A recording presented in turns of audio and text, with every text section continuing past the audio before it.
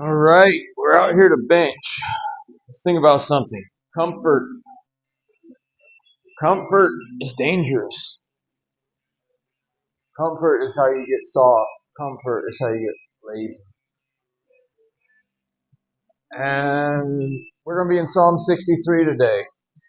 David wrote the psalm when he was at a place in his life that wasn't comfortable, but he was also at a place in his life where he was at peak performance. So we'll get into that. We're Psalm 63. Comfort is dangerous. And we're going to be benching today. It's cold, and that is great. Got to make yourself do hard things, or you'll be soft and weak.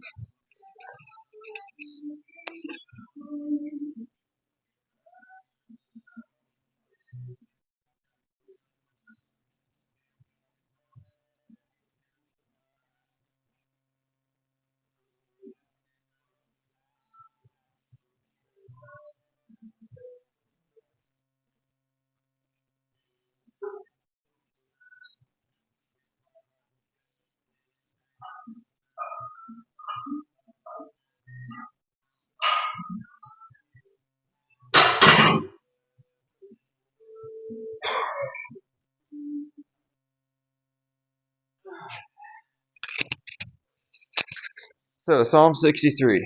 It was written by David. I just said that. And he was, at the time, he was in the wilderness, doing hard things, surviving, hunting, gathering, trying to make it also, he had accumulated, if you want to call it that, a group of about 600 other men. And as you kind of piece together from the descriptions and the different stories surrounding this, you realize, okay, it was David, it was the 600 men, and they all had families. so this was a very almost nomadic type of existence for these people. Survival, all about how skillful they were with weapons, able to survive, able to stay away from enemies. They were hiding from their own people. They were also in an area where they also had to be on the lookout for enemy nations. So they were, very interesting situation. But the interesting thing too about this psalm is it's not a psalm of woe is me. It's not a psalm complaining. It's not a psalm that you would think that the perspective would happen maybe like during the time. But that's great. It was great for him to realize how good of a position it was to be in. He knew he'd been anointed. He knew he was going to be king. And he's sitting here waiting, and he's sitting here waiting. And see, that happened as a child. He was anointed. He didn't become king until he was like 37. So somewhere in there you could also see where it would be easy to lose faith. That God, is this really ever going to happen? I mean, you told me I was going to have this success. I was a kid when you told me that. Now I'm an adult, and it has not happened yet. I mean, was it 20 years, 25 years, maybe 30? I'm going to say 25, ballpark, 25 years. And it still hasn't happened yet. Wow. That's not, a very confidence builder. But in the same time, he was out here doing these hard things, getting tough, getting strong, accumulating this insane, like guerrilla marine type force of people around him. And that was going to be crucial for down the road. And he might not have understood that yet. But let's just look at how he's talking and what he's thinking about. Just picture you're in the wilderness. Picture your survival mode, but you're saying, "O God, thou art my God. Early will I seek thee. My soul thirsteth for thee. My flesh longeth for thee in a dry and thirsty land where no water is." So that almost sounds like, okay, this psalm could go that way, right? This psalm could take that whiny kind of tone, or that woe is me, or don't forget about me, God, because, there's psalms like that. But he's just more describing where he is at the time. He's using this as a description, not a complaint. To see thy power and thy glory, so as I have seen thee in the sanctuary. Because thy loving kindness is better than life, my lips shall praise thee. Thus will I bless thee while I live. I will lift up my hands in thy name. So he's praising God in the middle of what a lot of people would look at as, a bad thing or a hard time. He's looking at it as, this is good. We're here. We're getting strong. We're getting tough. We're staying ready for what God has in store for us. We're not being comfortable. We're doing the hard things. And he gets it. God's like building it up, building it up, building it up. And he's praising God, and he's thankful for it because he knows there's some real meaning behind what's happening in his life, even though it's not this beautiful palace yet.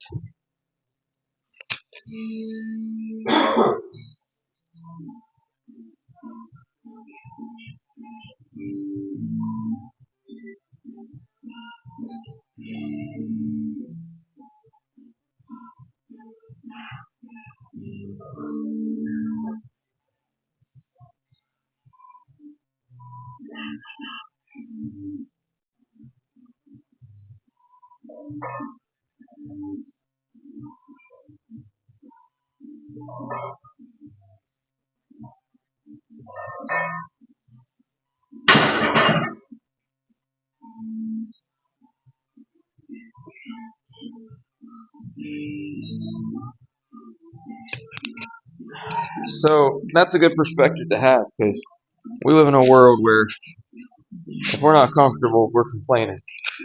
And I did not mean to make that sound like a Southern Baptist sermon alliteration. We're not comfortable, we're complaining. But, but it's true. If it's not easy, we don't want it. But how much can you hope to accomplish in life if everything's handed to you and everything's easy? Well, it's kind of hidden in the question, right? You're not accomplishing anything. It's what's handed to you. just for, I don't know if this is a AI got fooled kind of thing or what, but we were Googling like athletes, and how much money they made in their career. So we're looking at soccer players, because sometimes international money is actually more than like guys doing that anyway. They make more money sometimes than baseball and football players. Well, so you had guys you heard of, if you even remotely are aware of soccer, that it even exists. Guys like Messi and Ronaldo. Pretty sure there's two Ronaldos, but anyway, they're up there, around $1 billion.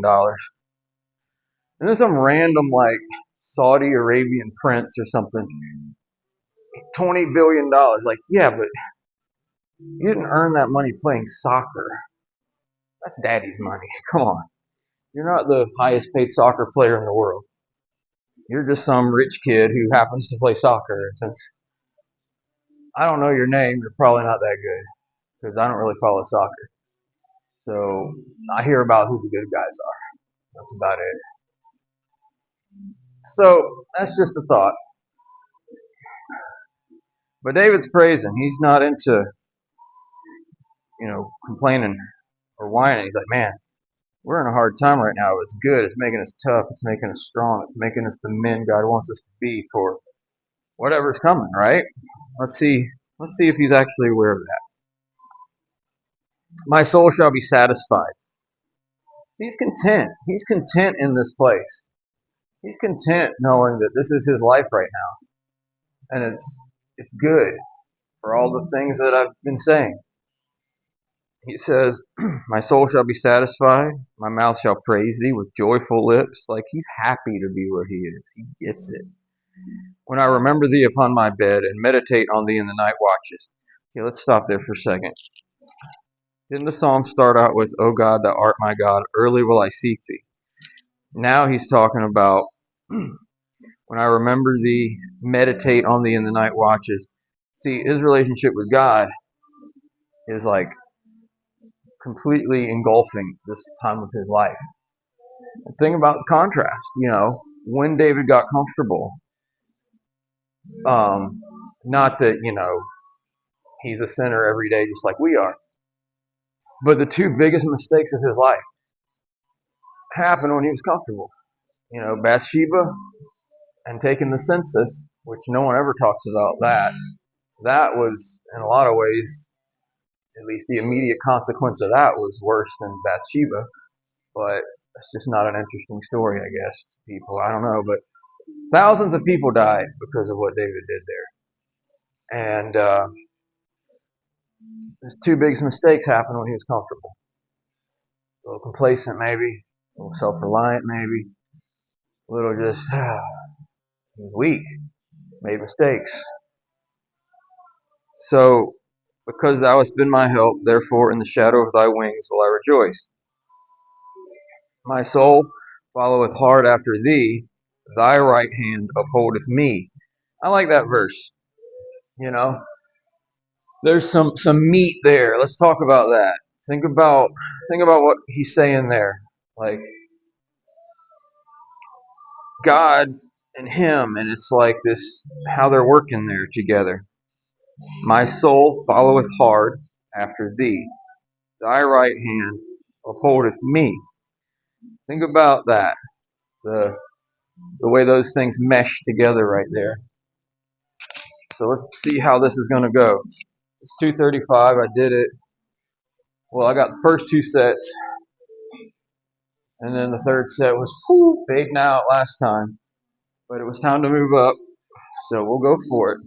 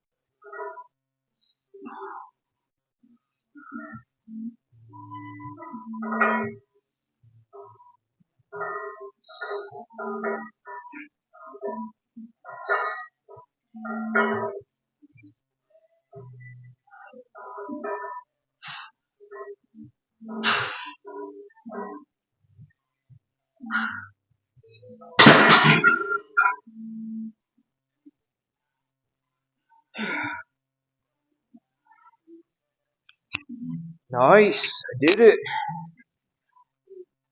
Oh, without even having to stop to get a bigger breath. Now, according to Jim Stepani's calculation thingy-mabobber, that means I should be able to bench 315. I am not about to try that without a spotter. That would be dumb. Plus, that's not part of my programming that I'm writing for myself right now. So, who cares? All right. All right. So, my soul follows hard after thee. Thy right hand upholdeth me. Once in a while in the Bible, we get a glimpse of this idea of how God is sovereign, but that we hold a certain responsibility to act and to do or obey, will probably be the easiest way to say it. We have a responsibility to obey, even though God is sovereign. Or, I guess I worded that right. Somebody might get after me. But you see it there. My soul followeth hard after thee. Thy right hand upholdeth me. It's funny how people argue about that when all you have to do is just, find verses like that. And that explains it. Problem is, you've always got that person, usually a guy, who's a dork, and he's just, yeah, but what about? I'm like, look, if you're just one of those people that's never going to be happy, go be unhappy somewhere else, okay? A verse like that just kind of answers a lot of questions for me. And there's other verses like it, but since we're in Psalm 63, we're just looking at this one verse here. So we see David being obedient. We see God in his sovereignty preserving. Now, yeah, nerd out about what percentage is what, so on and so forth. But maybe it's sort of like when you're thinking of, maybe, it's me conjecturing here, maybe it's sort of like when we talk about the hypostatic union, how Jesus is truly God and truly man. Maybe it's not, this isn't one of those 70-30 things. Maybe it's 100 and 100%. God is 100% sovereign, and we are 100% responsible to obey. Maybe it's like that, where Jesus is truly God and he's truly man. He's not half and half. He's not some mingling weird. He's all of this. Oh, and he's all of that at the same time. Not mixed up, not mingled up, not flip-flopping around. He's both fully all the time. And maybe that's what it is. God is 100% sovereign all the time. And we have 100% responsibility to walk in that and be obedient. Does that 100% make sense? Depends on, I guess, how deep your brain is able to handle things. Makes sense to me. It doesn't. We always have to remember this too when it comes to anything Bible theologically related.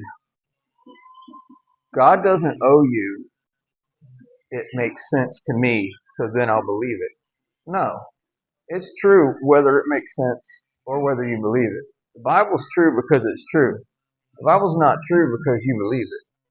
So get yourself out of the way here is the main thing. Because David didn't have a hard time with this at all. He's like, hey, I'm going after you, and you're taking care of me. Keep it simple. Don't overcomplicate it with that mess. But those that seek my soul to destroy it, now he's making a contrast here too. I love it. They shall go down into the lower parts of the earth. David, you're being really vague here, but we know you're talking about hell. They shall fall by the sword. They shall be a portion for foxes. Now, I don't know if you got foxes wherever you live, but a fox is really good at just ransacking a thing in a place and just tearing stuff up and just being destructive. So basically, David's just saying in very poetic ways, you're going to hell, you're going to die, you're going to be destroyed. But he says it all pretty, and that's fine. Nothing wrong with that. And then here's a little prophecy about himself, I think. But the king shall rejoice in God. Everyone that sweareth by him shall glory. But the mouth of them that speak lies shall be stopped. So he ends the psalm there. And it's a great psalm. It's a great place to end it, or a great way to end it, because he knows what God's promised him. He knows it's on the horizon, around the corner. It's coming. It's the light at the end of the tunnel. But remember, he was very happy and content where he was, doing hard things, whatever it was, being uncomfortable, staying strong. And but he knows there's going to be a time when all those people that were out to get him and out to get his crew, they're going to be gone. They're going to be shut up. God's going to destroy them. And it was sad because some of those people David genuinely loved and didn't really want to see anything bad happen to him. I'm really specifically thinking about, King Saul. He did not want King Saul to die. He had chances himself to kill King Saul. Wouldn't do it. And as it turned out, the collateral damage, so to speak, of when Saul died, so did David's best friend, Saul's son Jonathan. And that's just how it goes sometimes. That's just a little side lesson there of how sin doesn't just affect you, it affects so many people around you. And I guess in some ways, the more important you are to something, the worse it will affect. So King Saul, he's the king. So his sin didn't just affect him. Now, if he'd been like the janitor, maybe his sin would have just affected him or maybe his family. But here it's the king. It affects him. It affects his whole family. It affects the whole nation. There was a lot of bloodshed before David came to the throne. So that's just all those stories to keep in mind. If you like to go back and read Old Testament narrative, it's great. Some of the best stories in the Bible. Some of the best stories in the world. If you could make movies that weren't all weird and Hollywooded and made up scenes in them like nowadays, there's enough in the Bible to just make good TV, good movies, without adding all the crap they add, and it's way better than what people can come up with. So, I will just end there. So you go out and have a good day if you want to. Don't be weak. Do the hard things.